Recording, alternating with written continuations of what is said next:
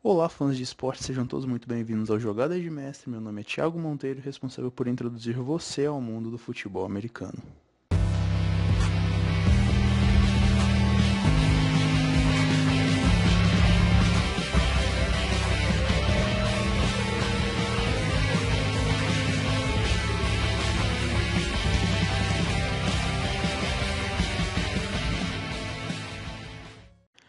O futebol americano é um dos esportes, se não o esporte mais complexo dentre todos que existem.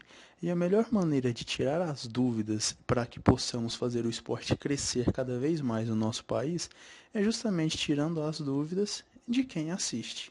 Por isso, alguns vídeos, principalmente os primeiros, serão destinados a tirar as dúvidas mais frequentes que fazem a minha pessoa. E hoje, começando com explicar os times de futebol americano. Pois bem, às vezes, se você puxar na sua memória, você vai perceber que o mesmo time de futebol americano, às vezes ele está lançando a bola, impedindo o passe de bola ou correndo atrás da bola. Isso se dá por uma coisa bem simples. Um time de futebol americano possui 3 grupos. E esses grupos são formados pelos times de ataque ou ofensivo, de defesa ou defensivo e o time especial, que normalmente é uma junção entre o time de ataque e o de defesa que pegam jogadores e mesclam, formando esse terceiro time, que é o time especial. Não é uma via de regra, o time especial ele pode ser composto só com os jogadores do ataque? Pode. Só com os da defesa? Também pode. Eu não sei de nenhum time que utilize esse artifício, mas isso vai da interpretação do coach. Então, pau que quebra. Agora, fazendo uma breve apresentação dos jogadores. Aqui sendo representado o ataque e aqui os jogadores da defesa. Então vamos lá. Nós temos aqui, com WR, os wide receivers, seguido do running back, tight end, tackles, guards, tackles e quarterbacks. Esses jogadores, eles têm funções únicas e específicas, funções das quais serão decididas aqui atrás numa coisa chamada huddle, onde todos os jogadores formam esse círculo e o quarterback diz qual jogada vai acontecer. Ou seja, quando você vê aqueles wide receivers correndo, eles não estão correndo de forma aleatória, é uma rota que foi escolhida no huddle, ok? Além do wide receiver, nós temos o running back. O running back ele tem a função básica, primária, de correr em gaps. Ou seja, essas aberturas aqui entre o guard e o center, o tackle, esse aqui é o center, eu esqueci de dizer, este aqui é o center com a letra C. Então, o wide receiver, o running back, ele corre em gaps. Claro, ele pode correr para receber passe, sim, pode ficar para bloquear, pode também, mas o comum dele é correr em gaps.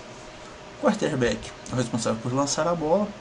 Estes jogadores aqui têm a função de proteger o pocket. Pocket é esta área aqui, onde podemos dizer é a zona de proteção do quarterback, onde ele pode trabalhar, correr, se movimentar para lançar a bola para ter o máximo de avanço. Aqui nós temos o tight end, que é um jogador muito versátil, que eu particularmente chamo de jogador de segurança. Por quê? Ele é um jogador que ele tem a função de ou bloquear e auxiliar na proteção do pocket, ou ele pode correr em uma rota curta, ou em uma rota longa. Normalmente ele corre uma rota curta, para garantir o máximo de avanço. Então eu gosto de dizer que ele é um jogador da esperança, um jogador de confiança. Porque se nenhum wide receiver sai livre, você tem um tight end de uma rota curta para garantir avanço. Se nós seguirmos observando, a gente percebe que este wide receiver ele está atrás da linha do tight end. Isso não é coincidência.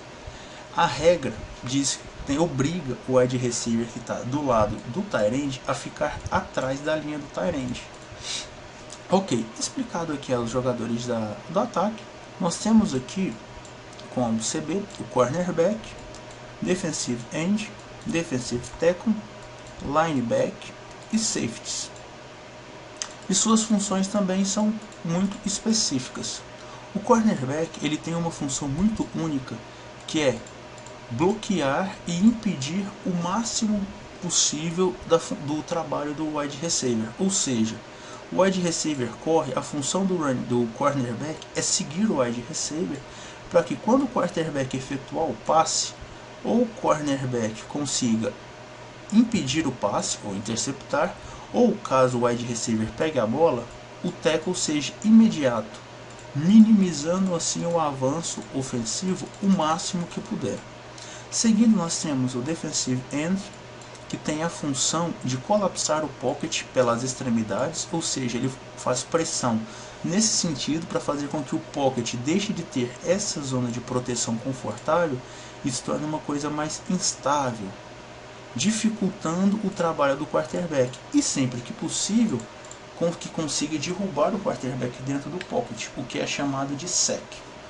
Seguindo, nós temos o defensive tackle, que tem a mesma função do defensive end, mas a diferença é que ele normalmente corre entre o guard e o center, ou guard e o tackle. Ou seja, enquanto o defensive end faz pressão pela lateral, o defensive tackle faz pressão pelo meio da linha. Seguindo, nós temos aqui o lineback. O lineback, ele tem a função, depende muito da jogada. Sua função pode ser avançar no buraco que o defensive end e o defensive tackle criar, ou ficar para cobrir em zona, para interceptar passe, depende muito da jogada. Nós temos também o safety, que tem a função, em sua maioria, também fazer o bloqueio de zona, ou seja, o wide receiver vai correr aqui para receber um passe por aqui mais ou menos, está na proteção da zona desse wide receiver, junto, é claro, com o corner, que tem que estar acompanhando para auxiliar.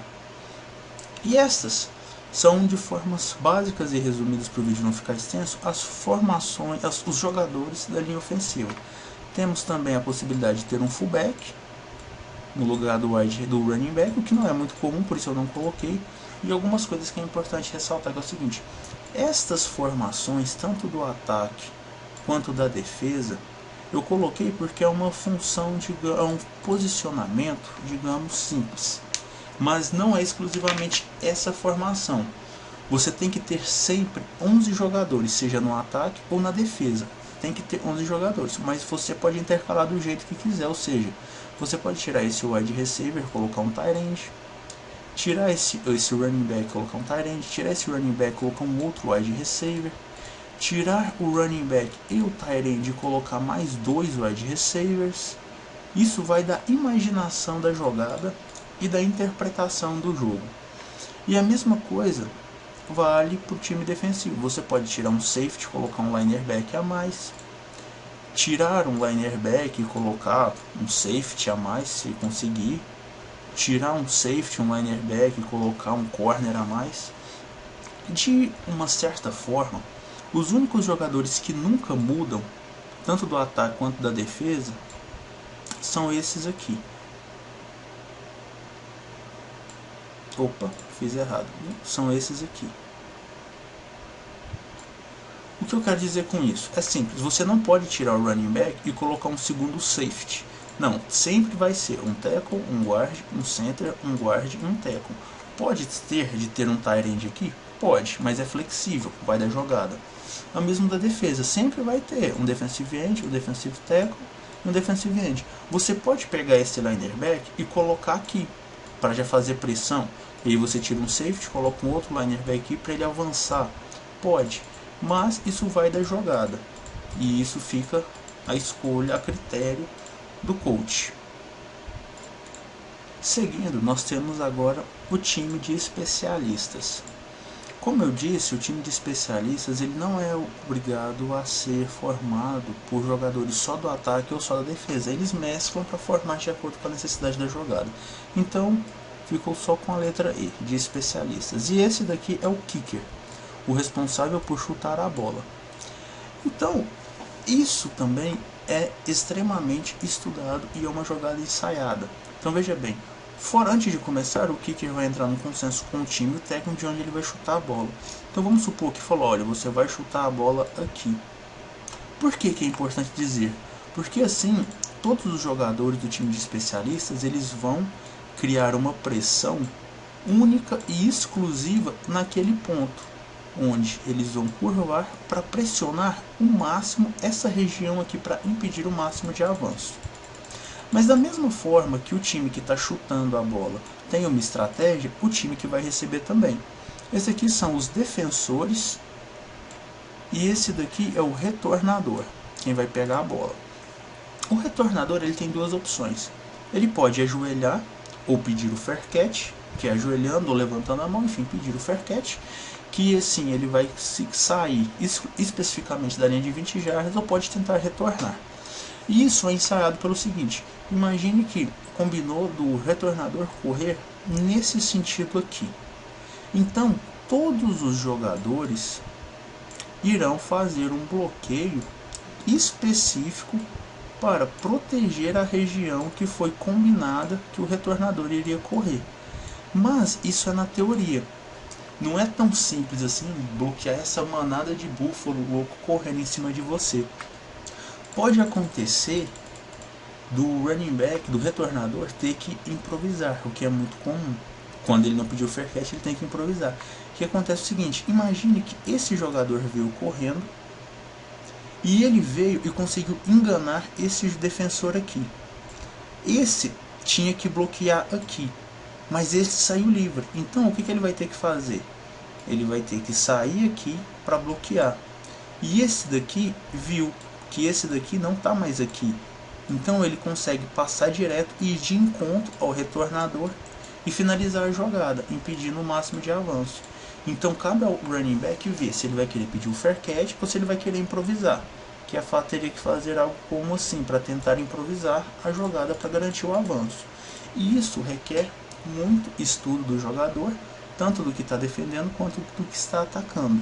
Caso você tenha assistido o vídeo até aqui e tenha gostado, se você ainda não é inscrito, se inscreva aqui embaixo, clique no sininho para não perder nenhuma notificação, curta o vídeo e compartilhe com seus amigos que gostam do esporte, assim como eu gosto e assim como você gosta, para que o esporte possa crescer cada vez mais no nosso país, ok?